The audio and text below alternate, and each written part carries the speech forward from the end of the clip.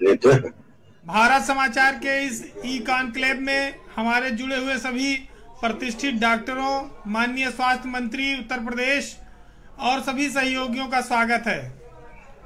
भारत समाचार ने आज ये कॉन्क्लेव का आयोजन उत्तर प्रदेश में शिक्षा के क्षेत्र में जो चुनौतियां हैं और कोविड काल के चलते जो परिस्थितियां उत्पन्न हुई हैं, पिछले 8 महीनों से उत्तर प्रदेश का स्वास्थ्य महकमा, डॉक्टर, पैरामेडिकल स्टाफ्स जो संघर्ष कर रहे हैं, सरकारी क्षेत्र और निजी क्षेत्र दोनों के, उन सब का योगदान अत्यंत सराहनीय है।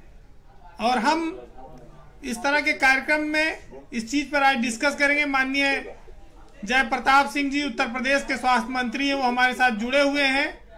ये एक संवाद का कार्यक्रम है जिसमें 2 तरफा संवाद होगा।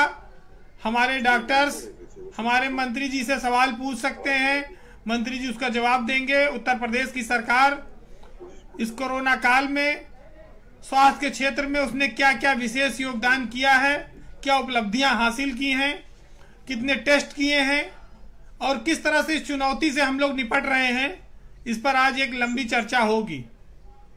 तो मैं शुरुआत करूंगा। मेरे साथ सबसे पहले यथार्थ सुपर स्पेशलिटी हॉस्पिटल के डॉक्टर अरुण लखनपाल जी जुड़े हुए हैं, डॉक्टर के सिंह के हॉस्पिटल से जुड़े हुए हैं, जावित्री हॉस्पिटल के डॉक्टर ईस त्यागी जी जुड़े हुए हैं और चरक हॉस्पिटल से doctor Prabhat Gupta ji, smart health care से वासुदेव स्वयं जी और वाव टैक्सी से mister Rajat Mathur ji, Narayan Swaroop hospital Rajeev Singh ji, doctor Rajeev Singh, multi speciality super hospital Prayagraj का है, मेघदूत से डॉक्टर विमल शुक्ला जी। उत्तर प्रदेश के विभिन्न जिलों से मेडिकल प्रोफेशन क्षेत्र से हमारे साथ डॉक्टर्स जुड़े हुए हैं। और सबसे बड़ी बात है कि हमारे इस ई कॉन्क्लेव में उत्तर प्रदेश के स्वास्थ्य मंत्री जय प्रताप सिंह जी मौजूद हैं। वो हमारे सभी डॉक्टर्स साहब को सुनेंगे और इस चर्चा को आगे बढ़ाएंगे। ये परिचर्चा का उपयोग उत्तर प्रदेश में स्वास्थ्य सेवाओं को बेहतर बनाना है और प्राइवेट और निजी सेक्टर दोनों मिलकर किस तरह से अपना योगदान कर रहे हैं, ये इस चर्चा में चीजें सामने आएंगी। माननीय मंत्री जी, स्वास्थ्य मंत्री जी जय प्रताप सिंह जी को हमारी आवाज अगर पहुंच रही है, माननीय स्वास्थ्य मंत्री जय प्रताप सिंह जी को, तो मैं चाहूंगा कि वो इस कॉन्क्लेव की शुरुआत करें कि उत्तर प्रदेश सरकार किस तरह की चुनौतियों से इस समय मुकाबिल है। यूपी के जो हॉस्पिटल्स हैं उनमें इलाज की क्या व्यवस्था है, L1, L2, L3 hospitals Covid काल की जो चुनौतियां हैं वो कैसे इनका सामना करना है। तो माननीय स्वास्थ्य मंत्री जी को अगर मेरी आवाज मिल रही हो तो मैं चाहूंगा कि वो इस कॉन्क्लेव की शुरुआत करें और उत्तर प्रदेश सरकार के कार्यों के का उल्लेख करें। अभी वही बताया, देखें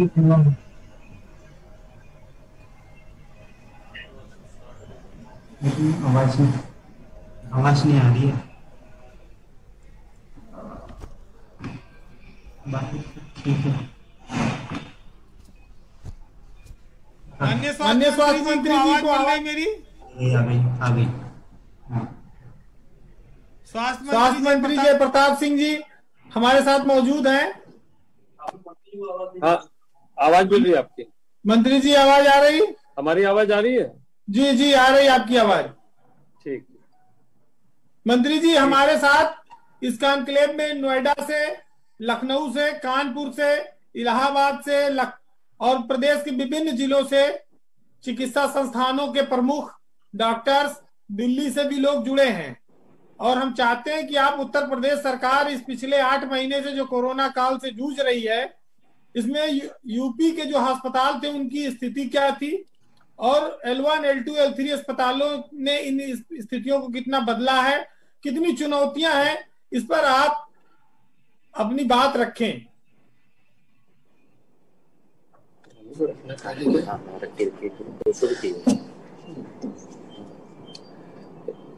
उत्तर प्रदेश में फरवरी महीना में जब ये कोविड 19 का केसेस आने शुरू हुए तभी से मुख्यमंत्री के निर्देशन में हम लोग ने अपनी व्यवस्था तैयारी की और जितने भी 75 जनपद हैं उनमें लगभग सब मिला के उस समय 10,000 बेड्स की व्यवस्था की जिला अस्पताल में और CHC पर।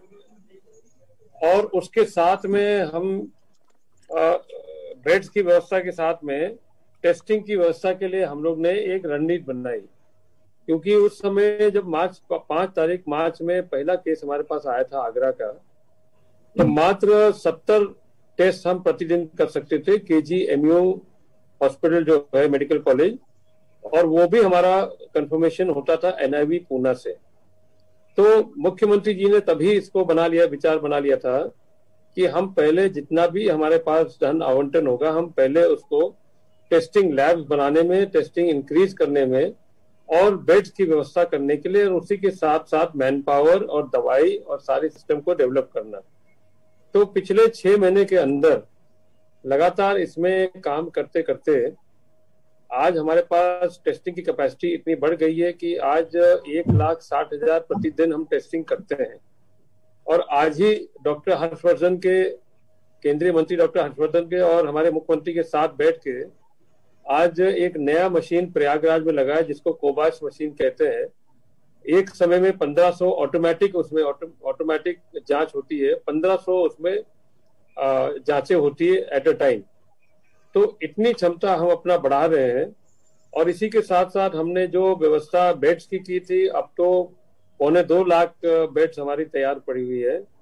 L1, L2 सभी जनपदों में है, और L3 जहां हमारे 29 मेडिकल कॉलेजेस हैं, उनमें से 13-14 मेडिकल कॉलेज जो प्रारंभ हो चुके हैं, उनमें L3 की व्यवस्था, जिसमें क्रिटिकल केयर का भी व्यवस्था है।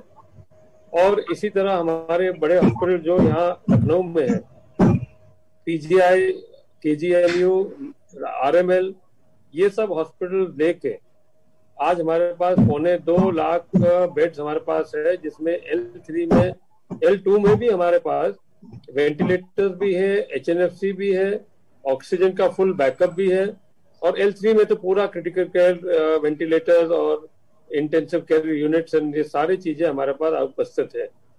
उसके साथ साथ एक बहुत महत्वपूर्ण काम हम लोगों ने किया इस कोविड की लड़ाई के लिए। जब हमारे पेशेंट्स की संख्या इस सितंबर महीना में, अगस्त से लेकर और इस सितंबर में काफी बढ़त पड़ रहा, तो मुख्यमंत्री के निर्देशन पर हम लोग ने एक कंट्रोल एंड कमांड सेंटर हर जनपद में स्थापित किया।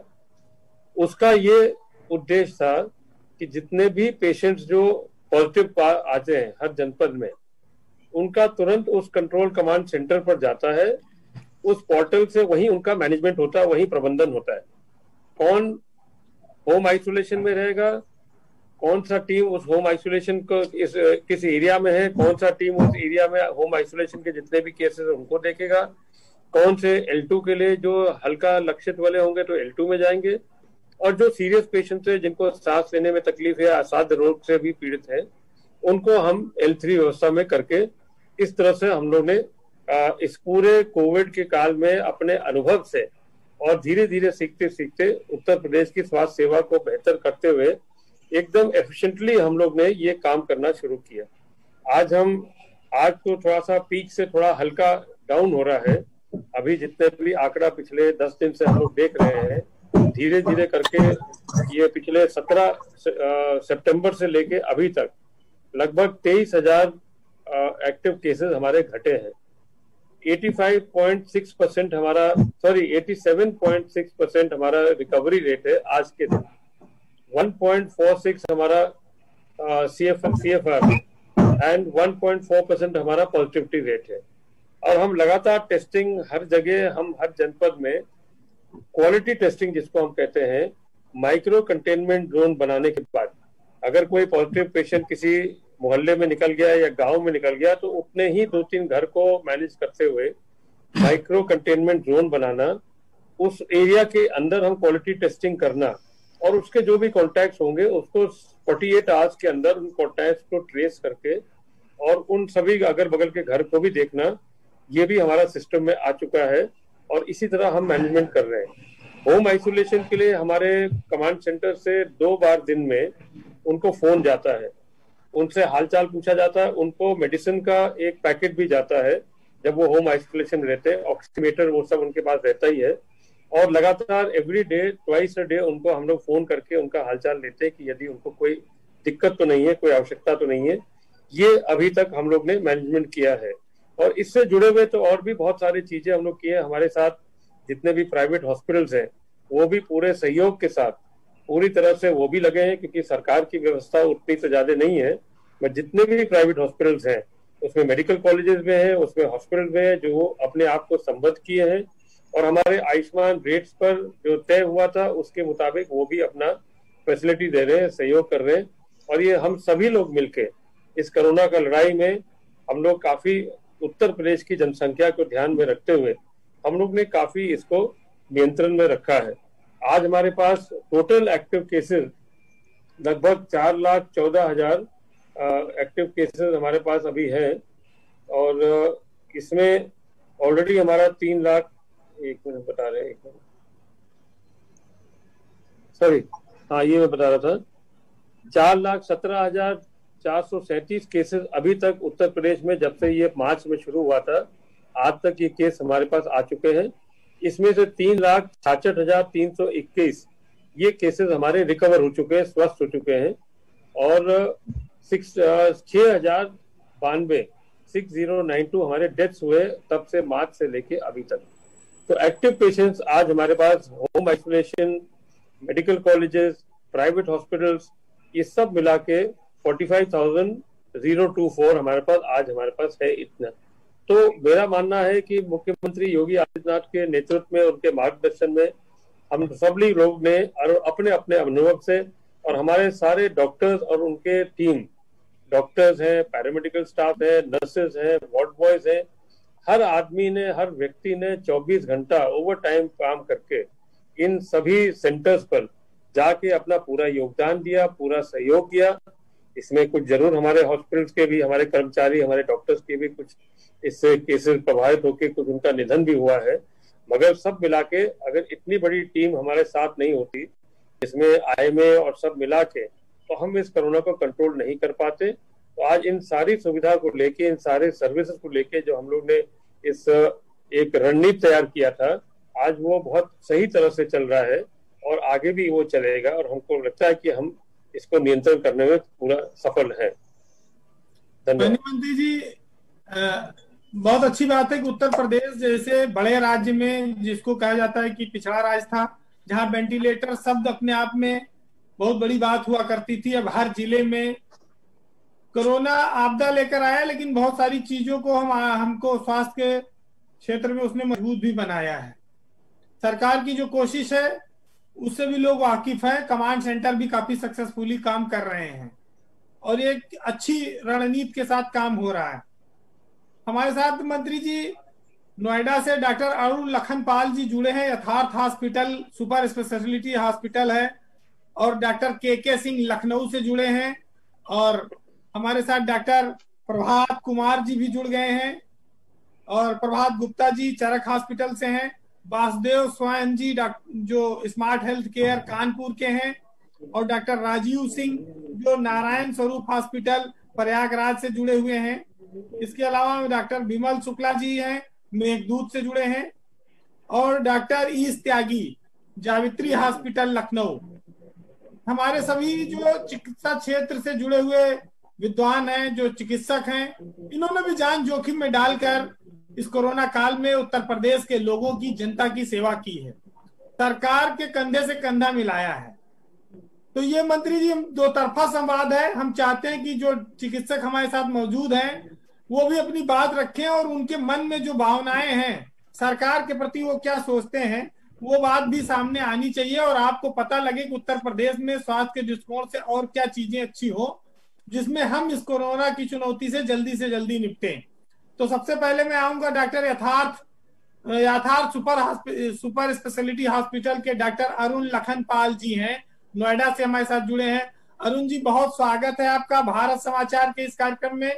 माननीय मंत्री जी आपको सुन रहे हैं। हम चाहते हैं कि आप अपने बहुमूल्य वचन, आप उत्तर प्रदेश की जो स्वास्थ्य की स्थिति है, जो चुनौती हमारे सामने है, उस पर कुछ विचार रखें और सरकार से क्या चाहती है, खासतौर से मेडिकल पेशे से जुड़े लोग क्या सोचते हैं, उस बारे में अपनी राय दें। जी, सबसे पहले मंत्री जी के द्वारा सरकार को बहुत बहुत धन्यवाद। जब ये पैंडेमिक, ये महामारी शुरू हुई थी, हमें मेडिकल, इसकी ट्रेसिंग के बारे में हमें कोई खास जानकारी नहीं थी, और जब केस बढ़ने लगे तो लॉकडाउन लगा।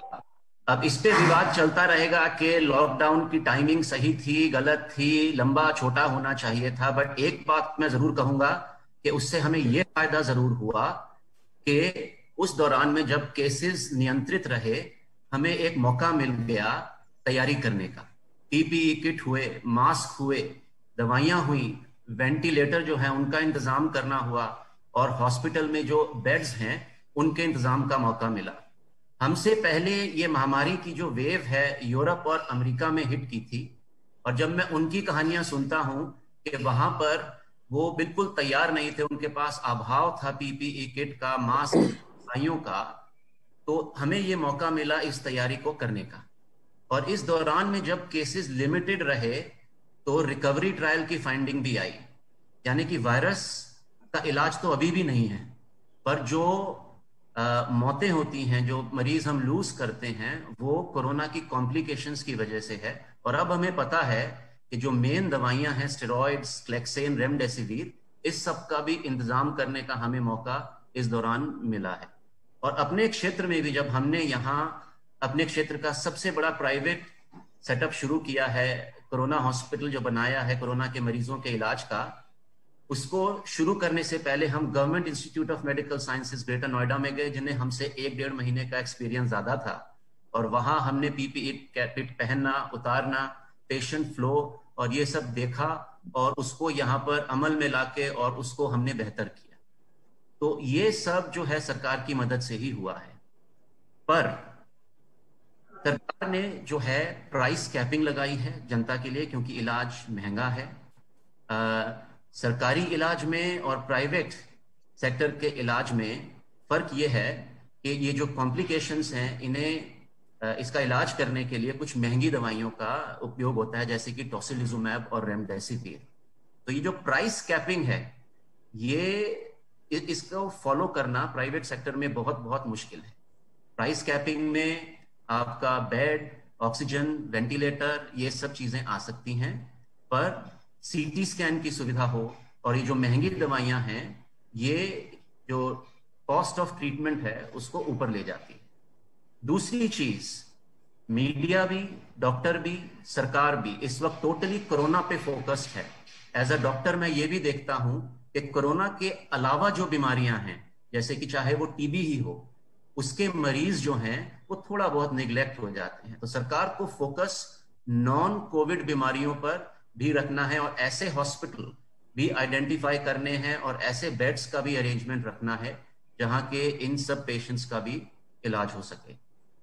और नोएडा, दिल्ली और बड़े शहर जैसे कि एम्स, ऋषिकेश और लखनऊ, इसके अलावा जो बाकी छोटे शहर हैं, वहां पर अभी भी सुविधाओं का और दवाइयों का काफी अभाव है। हमारे यहाँ छोटे जिलों से, छोटे शहरों से जो पेशेंट आते हैं, उनका सीटी स्कैन नहीं हुआ होता, या पहली डोज स्टेरॉइड्स या रेमडेसिविर की नहीं लगी रहती है, या कुछ एक खास ब्लड टेस्ट होते हैं, उनका अभी भी अभाव है। और मंत्री जी से रिक्वेस्ट है कि अब काफी महीने हो गए हैं, प्राइवेट सेटअप अब वेल एस्टेब्लिश्ड है दिल्ली, एनसीआर और उत्तर प्रदेश के बड़े शहरों में, और अब यही एक्सपीरियंस और अपना सप्लाई चेन नेटवर्क जो है अब टीयर बी सिटीज में भी एक्सटेंड किया जा सके, ताकि बाकी जो शहर हैं, जो बड़े शहर हैं, उनके ऊपर जो बेड्स का प्रेशर है वो कम हो और मरीज अपने घर के पास ही उनका इलाज हो सके।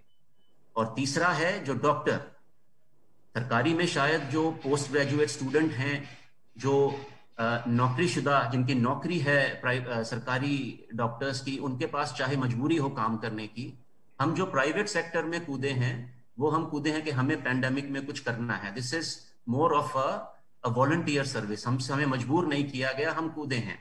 बट हमें दुख होता है ये देख के कि सरकारी हॉस्पिटल्स में जब ये सारा जोखिम उठा के भी हमारे जो कॉलीग्स हैं, अगर उनकी सैलरी में डिले होता है या नहीं मिलती है, तो ये सुन के हमें दुख होता है।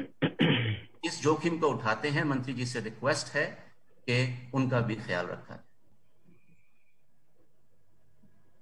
मंत्री जी, ये 2-3 महत्वपूर्ण बातें आई हैं, इस पर सरकार की राय जानना जरूरी होगी। एक तो कॉस्ट ऑफ ट्रीटमेंट दवाइयों को लेकर, और दूसरा है कि जो अदर डिजीजेस हैं, जो उसके मरीज हैं, उनको कैसे हम ट्रीटमेंट देंगे, और तीसरा तो प्राइवेट सेक्टर का जो क्षेत्र है जो आर्थिक समस्या से जूझ रहा है।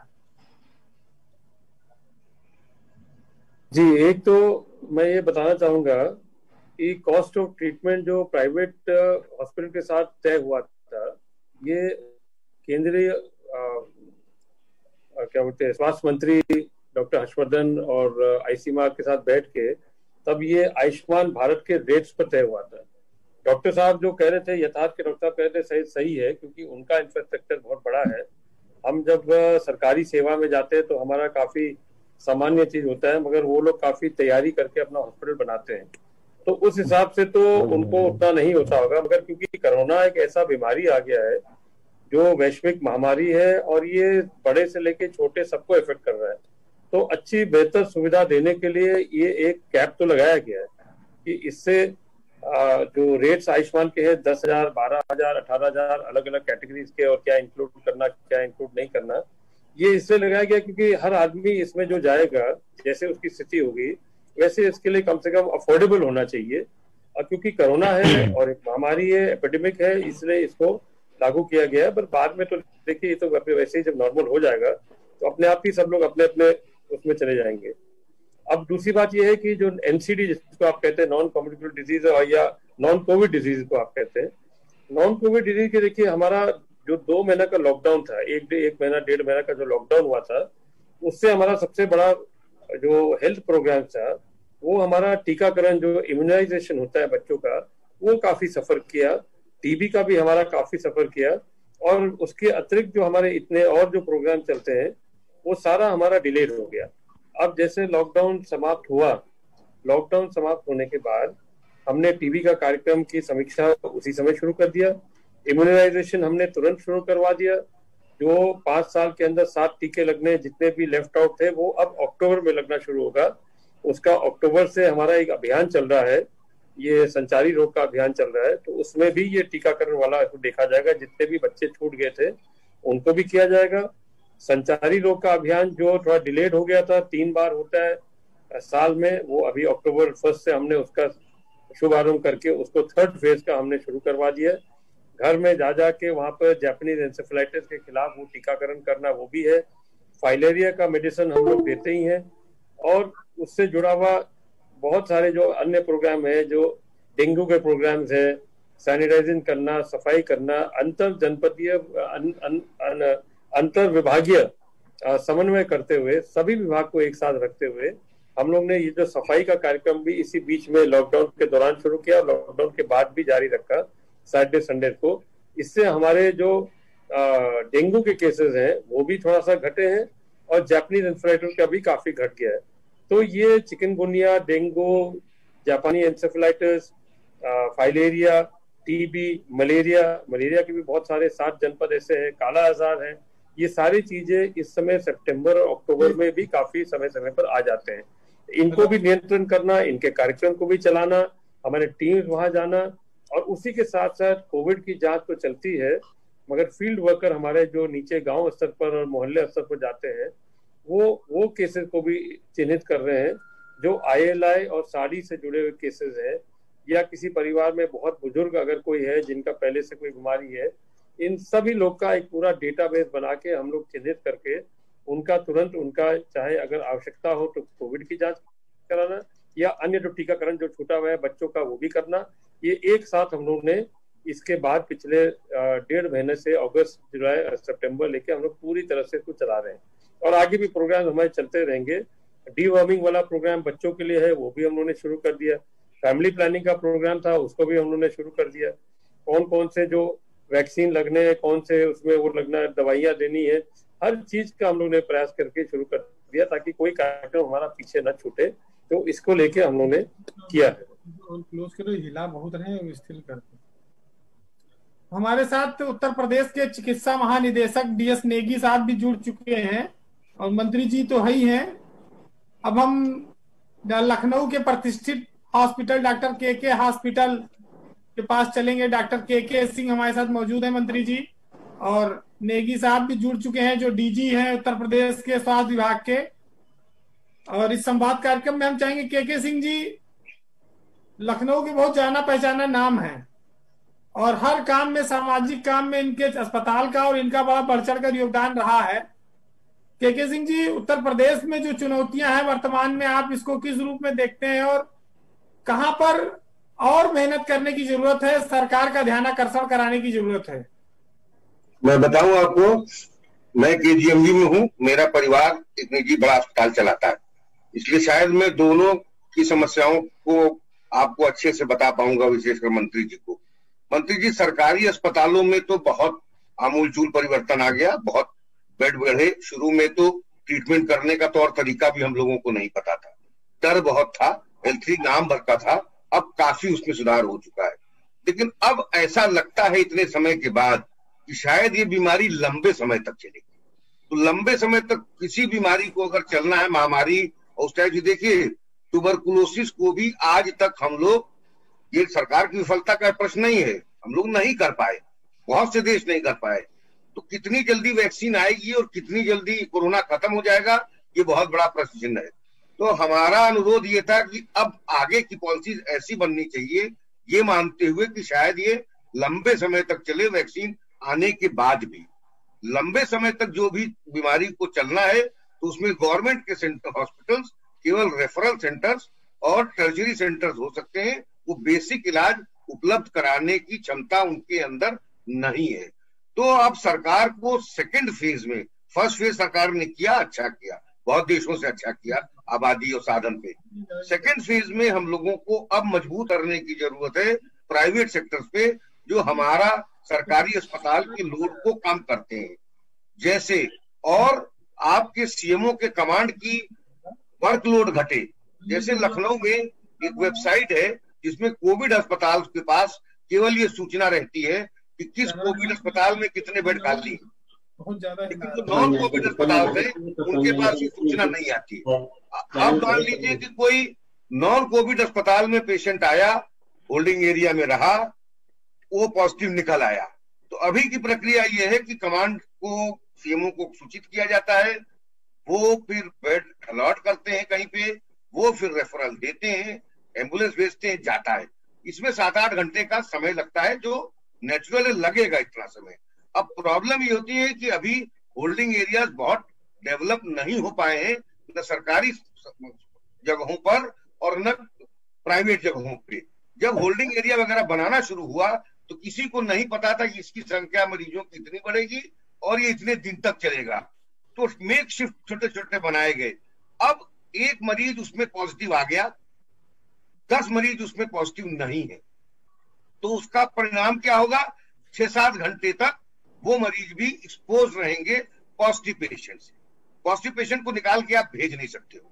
तो अगर ऐसा संभव हो कि एक वेबसाइट बन जाए जिसको सब, जितने भी हॉस्पिटल, आप कोई मापदंड बना लीजिए, CGHS इंपैनल्ड अस्पताल या जिनका इतने भर्ती करते हो, अगर उस टाइप के हॉस्पिटल्स के पास सारी सूचना रहे, वो एक पेशेंट को जहां भेजना हो पूछ के एक साइट ब्लॉक करके उसको भेज दें, खासतौर पे प्राइवेट सेक्टर के जो कोविड अस्पताल में है, तो आपके CMO ऑफिस के साधन बचेगा, टाइम बचेगा, और वो जो टाइम वेस्ट होता है वो बचेगा।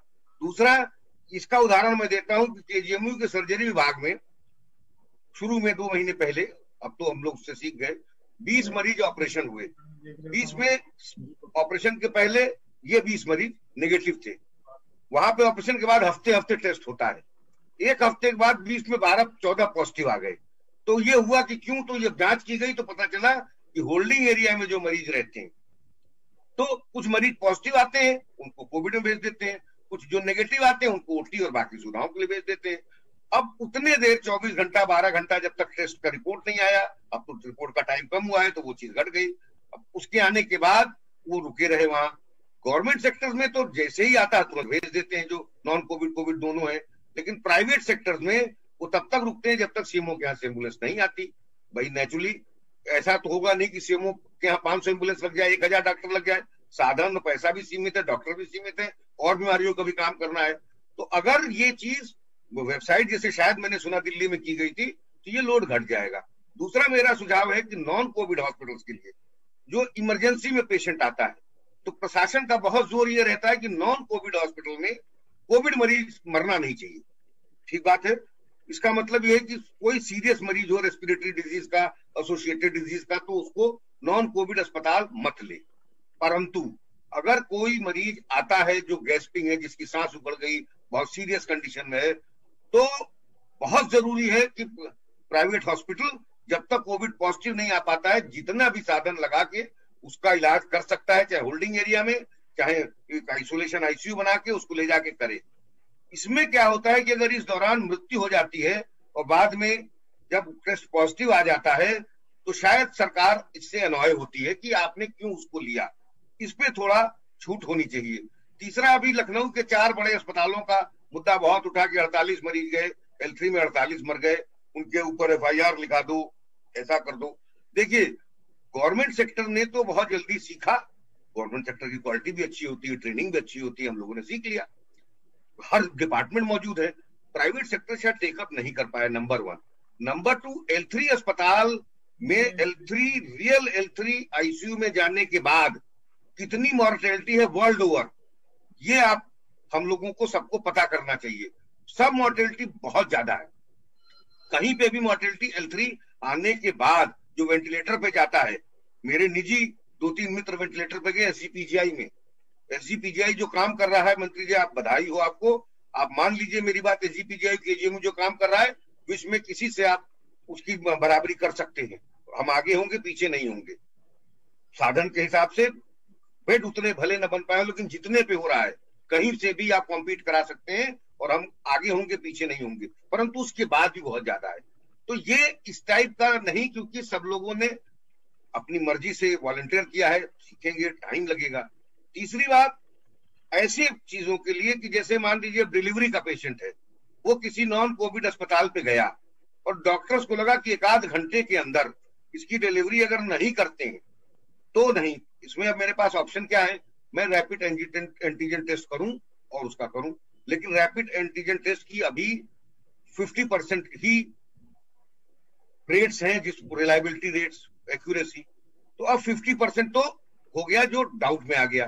तो इसके लिए नॉन कोविड अस्पताल में भी एक छोटा कोविड सेटअप OT का करना होगा, जिसमें शायद सरकार को भी उनकी मदद करनी चाहिए। नॉन कोविड हॉस्पिटल्स को जो प्राइवेट सेक्टर के हैं, ये बात सही है कि हॉस्पिटल साइड को ये माना जाता है कि आर्थिक रूप से वो ठीक है। तो कोविड के टाइम में शुरू में सरकार को या जिसको भी मदद करनी थी, तो ये बात था कि जो सबसे नीचे के पायदान पे उसकी मदद की जाए। जो मजदूर हो गए, जो बेरोजगार हो गए, प्राइवेट हॉस्पिटल्स कोप कर लेंगे। अगर उनको आज थोड़ा घाटा भी हो रहा है तो वो सस्टेन करने की पोजीशन में है। लेकिन अगर ये लंबे समय तक चलना है तो नॉन कोविड हॉस्पिटल्स में भी काम बहुत कम हुआ है, और अगर उनको काम बढ़ाना है और आपको सरकारी हॉस्पिटल्स का लोड कम करना है, तो आप एक कॉम्प्रिहेंसिव पॉलिसी बनवाइए कि लोग जो प्राइवेट सेक्टर के मध्यम लेवल के या बड़े अस्पताल हैं, वो कैसे हों कि नॉन कोविड का पूरा आपका लोड लेके चले जाए, और जो कोविड के वैसे मरीज हैं जो इनिशियली जिनकी टेस्टिंग नहीं हो सकती, अगर RT-PCR होना है तो 10 घंटा 12 घंटा चाहिए ही चाहिए। बहुत से मरीज उस दौरान उतने देर नहीं बचेंगे। मेरे जानने वाले एक अस्पताल के ऑपरेटर उसने बताया कि रात में लेडी आई गैस्पिंग, मेरे पास कोई ऑप्शन नहीं था, होल्डिंग एरिया में ऑक्सीजन देके बाईपैक में भी नहीं कर सकता था, मैं वेंटिलेटर पे ले गया, मैंने बचा लिया, लेकिन बाद में पॉजिटिव आ गया। अब मुझे डर लगता है। मैंने कहा नहीं, डरने की बात नहीं, आपको बताना चाहिए और आप उसको शिफ्ट कराओ, सैनिटाइज करो।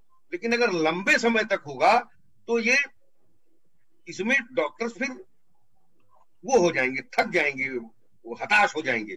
तो प्राइवेट सेक्टर पे आपको ध्यान, क्योंकि प्राइवेट सेक्टर के लिए, हॉस्पिटल्स के लिए आपके विभाग को छोड़कर कोई कॉम्प्रिहेंसिव विभाग नहीं है, उसको कोई वित्तीय मदद नहीं मिलती, उसको बिजली भी जो है गवर्नमेंट कॉमर्शियल रेट पे मिलती है, जमीन भी कॉमर्शियल रेट पे मिलती है। ठीक है, व्यवसाय है तो दाम दे, लेकिन इस महामारी में जब सरकार सबका ध्यान रख रही है तो नॉन कोविड हॉस्पिटल्स में कुछ सेटअप्स ऐसे बनवाए जो उसमें मदद करे, लोन दे, कम दर पे लोन दे, कि जिससे छोटी सी कोविड OT बन जाए, जिससे उसमें हो और उसके बाद वहीं पे रखें, और अगर पॉजिटिव आए तो अब प्राइवेट हॉस्पिटल्स का डर क्या है, वो कहते हैं सीओटी हम बनाएंगे तुम्हें पैसा लगेगा। अब मान लो 2 महीने बाद कोविड खत्म हो जाए तो क्या हो, अब 8 महीने में तो खत्म नहीं हुआ, मैं नहीं जानता, लेकिन ऐसा देख के लगता है कि लगेगा।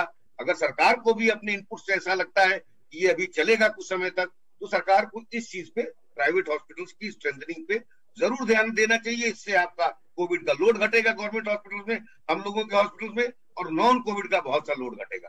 धन्यवाद। बहुत अच्छा, बहुत अच्छे सुझाव दिए के सिंह जी ने।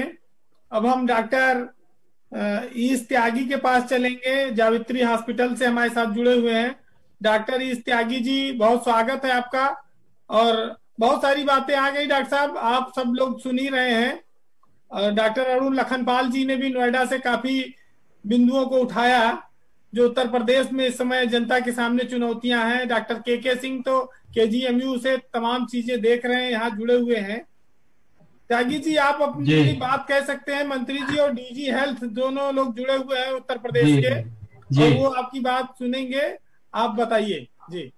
अब बात वही है, अभी पहले स्पीकरों ने ये बात ऑलरेडी हाईलाइट की है कि अब जैसे हमारा वुमेन्स हॉस्पिटल है, डिलीवरी के मरीज आते हैं बाहर से, तो अक्सर इतना टाइम नहीं होता है कि उनका आप कोविड टेस्ट कराएं, पीसीआर, और फिर उनकी डिलीवरी ली जाए।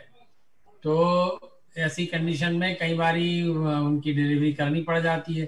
डिलीवरी के बाद चलता है पॉजिटिव हो गए, या कई बारी वो लेबर में एडमिट हुए और टेस्ट कराए तो पॉजिटिव आ गए।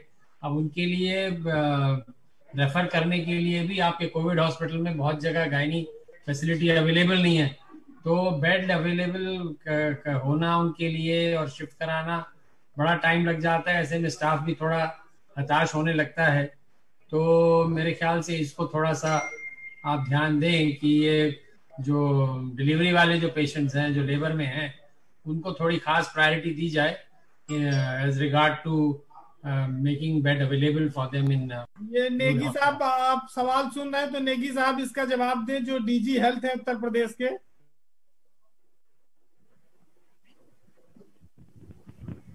डीएस नेगी साहब, डीजी हेल्थ।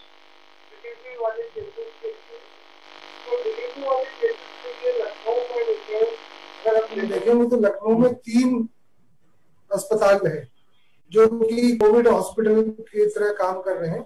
एक मेडिकल कॉलेज में है, दूसरा लोक बंधु अस्पताल, और तीसरा राम मनोहर लोहिया का जो शहीद पथ में चिकित्सालय है वहां पर है। इसके अलावा जो बाकी और भी मेडिकल, क्योंकि आप अगर देखें तो ऑप्स और गायनी में बेसिकली जो होता है कि इमरजेंसी ही ज्यादा आती है, तो उस कंडीशंस के लिए कि हमारे पास में प्रिकॉशनरी के लिए हम लोग ने वहाँ पे एंटीजन के या ट्रूनेट की टेस्टिंग की फैसिलिटीज रखी हुई है, क्योंकि अगर ट्रूनेट का अगर होगा तो उसमें भी जल्दी रिपोर्ट्स मिल जाती है।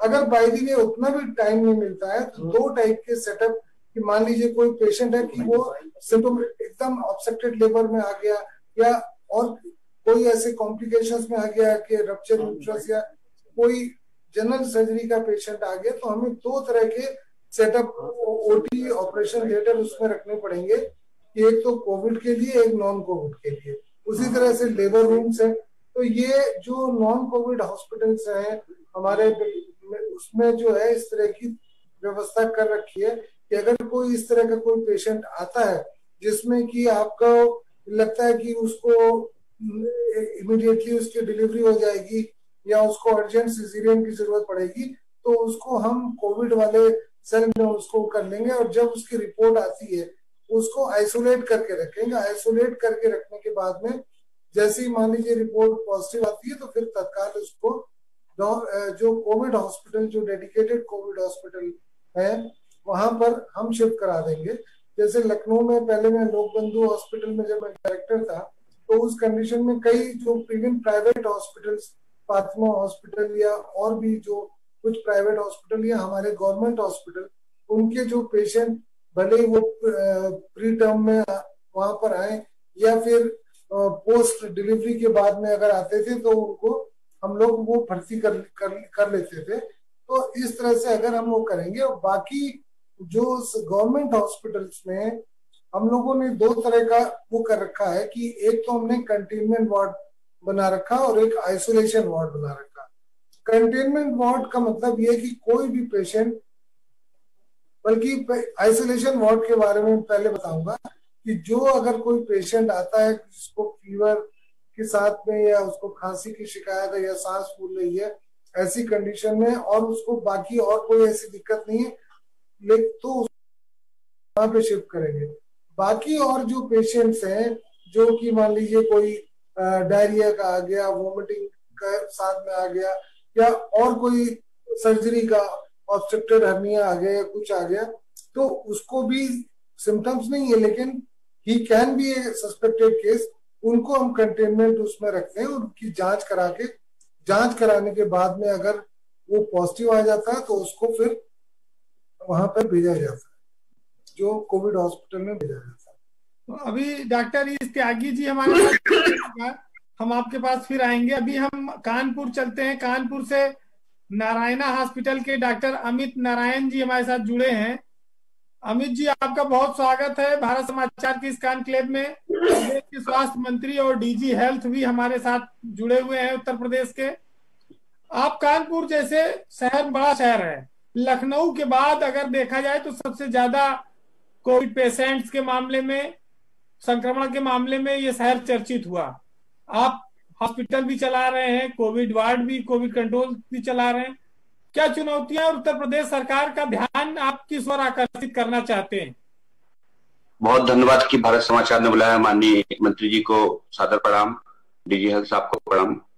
और पहले तो मैं बता दूं, मैं डॉक्टर नहीं हूं, मैं एक नारायणा ग्रुप का सेक्रेटरी हूं और मुझे इनवाइट किया गया। हम लोग इसमें माननीय मंत्री जी को भी संबोधित करके कहूंगा कि हम लोग इसमें मार्च से जुड़े थे जब ये क्वारंटाइन और ये कोरोना का और उस समय जमाती का और सारा चीज चला हुआ, वहां से हम लोगों ने इसकी शुरुआत करी थी।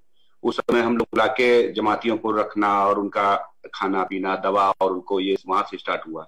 इसके बाद जब ये कोरोना ज्यादा बढ़ता गया तो फिर वहां पर हम लोगों ने L1 फैसिलिटीज के साथ एक हॉस्पिटल स्टार्ट किया और उस हॉस्पिटल में हम लोग 1200 पेशेंट को ठीक करके कर भेजा और उनसे कोई पैसे नहीं लिए गए कानपुर के द्वारा, और उनको खाना पीना, दवा, सब कुछ मुहैया कराया गया।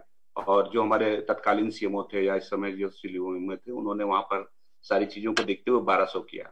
फिर प्राइवेट फैसिलिटीज के साथ हम लोग नारायणा मेडिकल कॉलेज को ये हुआ कि कुछ लोग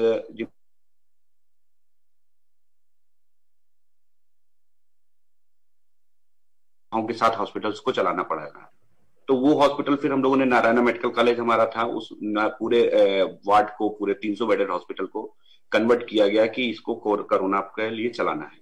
ये हम लोगों ने जून से स्टार्ट किया।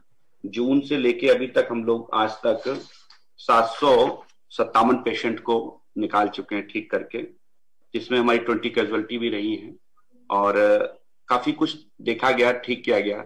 मैं सजेशन तो नहीं है, बट जो मेरे को कठिनाइयां इसमें सामने को आई हैं कि जो कोरोना पेशेंट होते हैं बेसिकली, उसमें सबसे बड़ी जो प्रॉब्लम आती है कि उनको अगर फर्दर ट्रीटमेंट के लिए कोई बात होती है कि उसको सीटी कराना है, उसको जैसे कोरोना पेशेंट में हम लोग यहाँ देख रहे थे कि हार्ट की समस्या काफी जुड़ी हुई आ रही थी कि उनको किसी को इको कराना है, इको नहीं हो पा रहा था, इको के लिए करना चाहिए, किसी को डायलिसिस करानी है तो डायलिसिस यूनिट्स कोरोना के वार्ड हॉस्पिटल्स में होना चाहिए। तो ये जो रिलेटेड प्रॉब्लम्स थी, इनके लिए ये था कि इनको एक उसी सेम हॉस्पिटल, वन रूफ के अंदर उनको रखा जाए ताकि कोरोना पेशेंट को इधर उधर मूवमेंट ना कराया जाए, डायलिसिस के लिए कहीं ना जाना पड़े, उनको सीटी के लिए कहीं ना जाना पड़े, ब्लड्स की जरूरत है, प्लाज्मा डोनर की जरूरत है या और भी चीजों की जरूरत है तो ब्लड बैंक भी होनी चाहिए। इस तरीके की अगर इन हाउस सुविधाएं अगर रखी जाती हैं तो हम लोग उनको ज्यादा बेहतर ट्रीटमेंट और अच्छे से कर सकते हैं। और बाकी जिला प्रशासन तो लगे हुए हैं, अब तो कानपुर में काफी गिरावट भी दर्ज की जा रही है और काफी कम पेशेंट्स की संख्या है। इसमें जो सबसे बड़ी समस्या आ रही है कि टेलीफोनिक उनको होम क्वारंटाइन दे दिया जाता है और होम क्वारंटाइन वो रहते हैं घर में। उसमें जब वो उनका SpO2 लेवल या बहुत ज्यादा डिट्रोट हो जाता है, कर दो। अमित जी का कुछ संपर्क गड़बड़ा रहा है, तो हम लखनऊ फिर वापस लौटेंगे। चरक हॉस्पिटल से हमारे साथ डॉक्टर प्रभात गुप्ता जी जुड़े हैं। डॉक्टर प्रभात जी, आपको आवाज मिल रही है? डॉक्टर प्रभात गुप्ता लखनऊ के चरक हॉस्पिटल के मल्टी स्पेशलिटी हॉस्पिटल है लखनऊ का प्रतिष्ठित। गुप्ता जी, उत्तर प्रदेश में आपका अस्पताल का काफी नाम है, लखनऊ में भी काफी नाम है। मंत्री जी और डीजी साहब भी हमारे साथ जुड़े हुए हैं। हम चाहते हैं कि जो स्थितियां हैं वर्तमान की, प्राइवेट सेक्टर के सामने जो चुनौतियां हैं, जिस तरह से आप लोग हॉस्पिटल चला रहे हैं, सरकार को आप बताएं कि क्या क्या चुनौतियां हैं और कैसे इनसे निपटा जाए। धन्यवाद भारत समाचार को और सभी सम्मिलित माननीय मंत्री जी और अन्य डॉक्टर और विशेषज्ञ जो इस पैनल पे हैं, उनको मैं अभिवादन करता हूं। चरक हॉस्पिटल का, जैसे आपने कहा, कि एक मुख्य कड़ी है और हम आपको इस महामारी, इस वैश्विक महामारी से निपटने में सरकार के जो प्रयास चल रहे हैं उसमें अपने को एक सहयोगी के रूप में देखते हैं, एक छोटे सहयोगी के रूप में, क्योंकि इसका चैलेंज, इसकी चुनौती इतनी व्यापक है कि सरकार को, प्राइवेट सेक्टर को और हम सबको साथ लेके चलना एक महत्वपूर्ण योग है। अब ये एक नई बीमारी, नई चुनौती लेके आई, तो अस्पतालों के सामने भी चुनौती थी। बीमारी के बारे में अधिक कुछ मालूम नहीं था। उस समय, जिस समय हमको ये चुनौती दी गई कि एक कोविड अस्पताल स्थापित किया जाए, तो अपने संसाधनों के अंदर, जो कि सीमित संसाधन है, हमने प्रयास किया कि एक कोविड हॉस्पिटल लेवल 2 का यहाँ पर स्थापित किया जाए। लेवल 2, लेवल 1 का अस्पताल स्थापित किया गया है एक थोड़े से डिफरेंट कैंपस के अंदर। और इस चुनौती से निपटने के लिए जैसी आवश्यकता थी, इमरजेंसी का एक होल्डिंग एरिया अपने नॉन कोविड भाग के साथ ही बनाया गया, क्योंकि सभी मरीज हमारे पास आते हैं। मैं सिर्फ अपनी यात्रा को आपको बताना चाहता हूं। वो नॉन कोविड हॉस्पिटल का होल्डिंग एरिया अभी भी चल रहा है और जिसके अंदर अनेकों पेशेंट वहां पर आते हैं और जैसी व्यवस्था है उनकी जांच कराई जाती है। जांच RT-PCR के द्वारा किसी भी रोग के साथ में हमारे पास मरीज आए उसको वहां रखा जाता है। और बिल्कुल जो आइसोलेशन की रिक्वायरमेंट है, ये प्रिज्यूम करके हम चलते हैं, मानकर चलते हैं कि ये पेशेंट संभवतः कोविड-19 से ग्रसित होगा, और जब तक ये सिद्ध ना हो जाए लैब की जांच के द्वारा कि उसको कोविड नहीं है, उसका इलाज किया जाए। अब जब तक ये स्थिति है कि उसकी जांच की रिपोर्ट नहीं आ जाती, उसका इलाज चलना है, चाहे वो कितनी भी गंभीर अवस्था में हमारे पास आया हो। हमारा प्रयास इस स्तर पर आ गया है कि हम करीब 12 घंटे के अंदर उनकी रिपोर्ट ले लेते हैं। RT-PCR की रिपोर्ट हमारे पास आ जाती है या TrueNet के द्वारा रिपोर्ट आ जाती है, और हम ये निर्णय ले पाते हैं कि उनको हम अपने नॉन कोविड अस्पताल में इलाज कर पाएंगे या नहीं कर पाएंगे। इस व्यवस्था को जैसी सरकार ने प्रक्रिया बनाई गई है, सरकार के पोर्टल पर लोड कर दिया जाता है। जिन को दूसरे अस्पतालों में अलॉट किया जाना है, चाहे हमारा लेवल 2 हॉस्पिटल हो, चाहे जो रोगी लेवल 3 हॉस्पिटल की आवश्यकता, उनको लेवल 3 हॉस्पिटल में भेज दिया जाता है और वो वहां से चले जाते हैं। साथ ही साथ हमने अपने दूसरे लेवल 2 के अलावा जो नॉन कोविड पेशेंट हैं उनको नजरअंदाज नहीं किया, जिसमें कि गंभीर अवस्था में आए रोगी भी हैं, जो सारी से संबंधित रोग से संबंधित हैं, जिनको उतनी ही सीवियर रेस्पिरेटरी इलनेस है जितनी संभवतः कोविड के पेशेंट्स में है। और जैसे मैंने कहा कि हम इस यात्रा में सहभागी हैं, तो सबसे बड़ी दिक्कत तो मैं ये कहूंगा कि कुछ दिन पूर्व जब ये भ्रामक समाचार पत्रों में आया, जिसका डॉक्टर के सिंह ने भी जिक्र किया, और उन्होंने कहा कि 48 रोगी मर गए, यानी कि एक डॉक्टर साहब भी कह रहे हैं इन अस्पतालों में 48 रोगी मर गए, जिनमें चरक अस्पताल भी शामिल था, जिसके लिए कहा गया कि 10 रोगी यहाँ पर मर गए। वो बिल्कुल भ्रामक समाचार था। अगर